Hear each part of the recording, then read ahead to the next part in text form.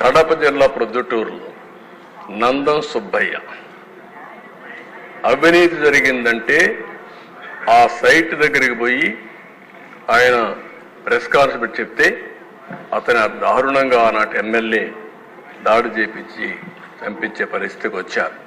ప్రకాశం జిల్లా సిద్ధవరంలో పి మునుస్వామి, అదే మరిగా గుంటూరు టీడీపీ యువనేత షేక్ హుస్సేన్ పైన దాడి చేసి చంపారు.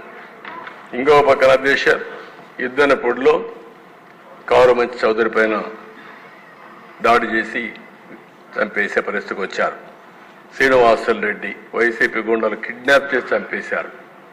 పల్నాడులో ఎమ్మెల్యే వెంకటలక్ష్మి పైన, శేషగిరి పైన, అక్కడ మాణిక్యరావు అని వీళ్ళందరిపైన దాడులు చేసి మొన్న కూడా విపరీతంగా హింసించే పరిస్థితికి వచ్చారు.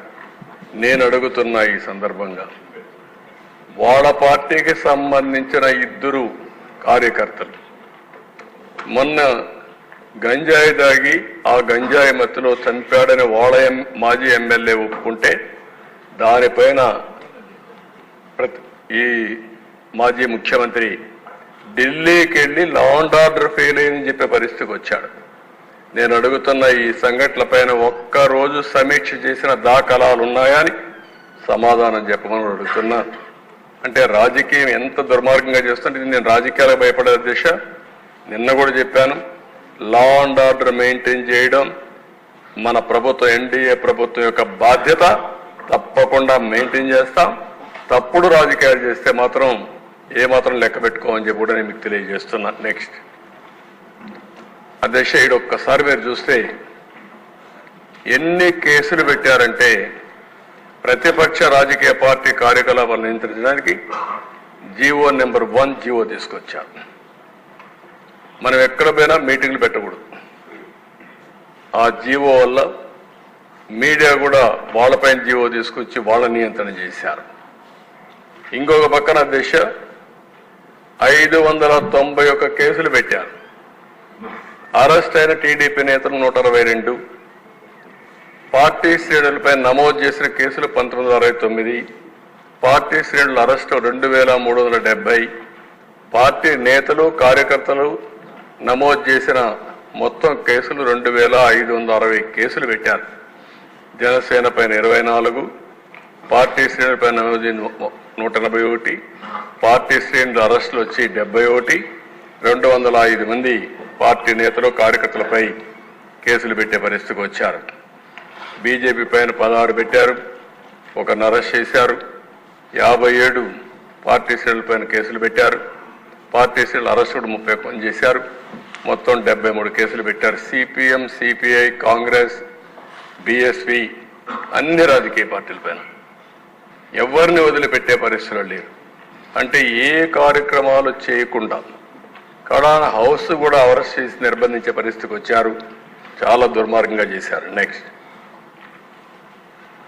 అదే ఒక రఫ్గా పెట్టాం, ఇంకా కొన్ని మిస్ అయి ఉంటాయి. Starting with Prabhakar Reddy ex MLA 66 కేసులు, ఆయన మీద అయితే 46 సార్లు అరెస్ట్ చేశారు. 12 సార్లు 41A నోటీస్ ఇచ్చారు. చింతనేని ప్రభాకర్ 48 కేసులు పెట్టారు, 15 సార్లు అరెస్ట్ చేశారు, 19 సార్లు 41A ఇచ్చారు. పులివర్తి నాని 31, ఉమా 27, రామచంద్ర యాదవ్ 27, నిమ్మల రామానాయుడు 20, నల్లమల్లి రామకృష్ణారెడ్డి ఇక్కడే ఉన్నాడు, జైల్లో పెట్టారు, 19 కేసులు పెట్టారు. చదలవాడ అరవింద్ బాబు 17, నా మీద 17, లోకేష్ మీద 17, ఆంజనేయులు 17, అయ్యన పాత్రుడు 17, ధూళిపాల నరేంద్ర 16. స్కోర్ అధ్యక్ష ఇవన్నీ రేటింగ్ అనమాట.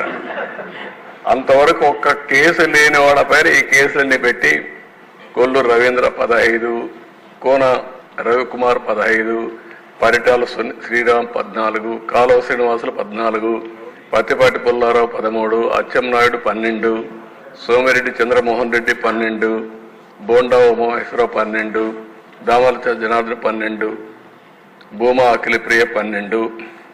ఈ కింది వాళ్ళిద్దరూ రఘురామకృష్ణరాజు 11, చినరాజప్ప 11, బాల వీరాంజనేయ స్వామి 10, రవీంద్రనాథ్ రెడ్డి 10, పట్టాభి 9, నక్కా ఆనందబాబు 9. నెక్స్ట్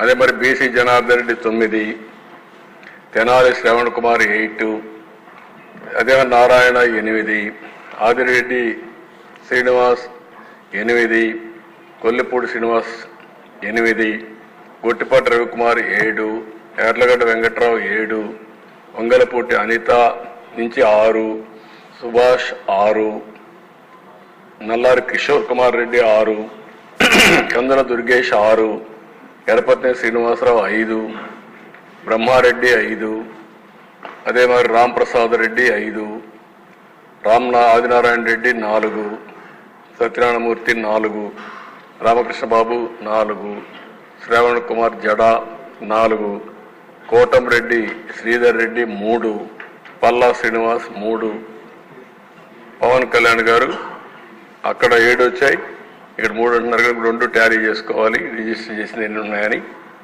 అదే మరిగా అశోక్ గజరాజ్ 2, షర్మిల 2, కడాన చెల్లిని కూడా వదిలిపెట్టలేదు. ఆవిడ ఇక్కడ నేను చెప్పినట్టుగా కొన్ని కేసులు ఉన్నాయి, మీ మీద ఉన్నాయి. కేసులు పెట్టిన వాళ్ళు మీరు ఒకసారి లేండి.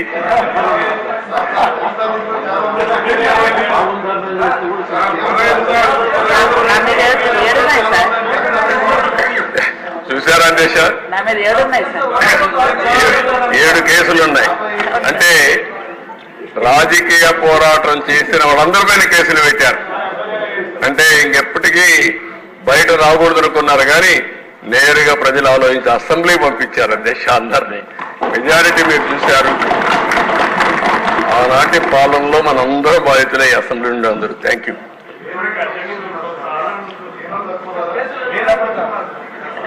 నెక్స్ట్ మీ ఇంట్లో నారాయణ గారు చెప్పినట్టు ఇది నేను చెప్పింది వాళ్ళ పేర్లే ఎక్కువ టైం అవుతుంది చెప్పలేకపోయాను, కానీ ఇంట్లో ఉంటే మన పెళ్ళిళ్ళు పిలిచేవాళ్ళం కుటుంబ సమేతంగా రమ్మని. ఇప్పుడు కుటుంబ పరివారం అందరిపైన కేసులు పెట్టారు. సపరివారం అందరి మీద ఒకరిద్దరు కాకుండా అందరిపైన కేసులు. అంటే ఏ విధంగా హెరాస్ చేశారు. ఈ రాష్ట్రంలో ఎవ్వరు వ్యాపారాలు చేయడానికి వీల్లేదు, ఎవరు బయట రావడానికి వీల్లేదు, ఎవరు మాట్లాడడానికి వీల్లేదు. ఒకవేళ మీరు ఆస్తులుంటే ఆస్తుల్లో కూడా వాటా ఇమ్మంటే ఇవ్వాల్సిందే. ఇలాంటి భయంకరమైన పరిస్థితులు. నారాయణ గారు అయితే కూతుర్లు పెట్టారు, వాళ్ళ మిస్సెస్ పేరు పెట్టారు, అందరినీ వదిలిపెట్టలేదు. లేని వాళ్ళు చాలా మంది తక్కువ ఉన్నారు. ఇక్కడ 20 కేసులు ఉన్నాయి. అల్లుణ్ణి, కూతుర్ని, భార్యని అందరినీ సిబిసిఐడి తీసుకొచ్చి ఎక్కడికక్కడ ఎంక్వైరీ మీద ఎంక్వైరీ ఎన్ని చేయాలని చేసే పరిస్థితికి వచ్చారు. ఇప్పుడే ఒక చంద్రమోహన్ రెడ్డి గారు చెప్తున్నారు, కేసులు లేని వాళ్ళు పుణ్యాత్ములు, వాళ్ళకు బోనస్ అది ఎవరున్నారు పైకి లేవు ఒకసారి చూపించడానికి. కేసులు లేని వాళ్ళు అదృష్టవంతుల వాళ్ళు. చూసారా దేశ కేసులు లేని వాళ్ళు వీళ్ళు మాత్రం మెజారిటీ బాధితులు. Okay, thank you.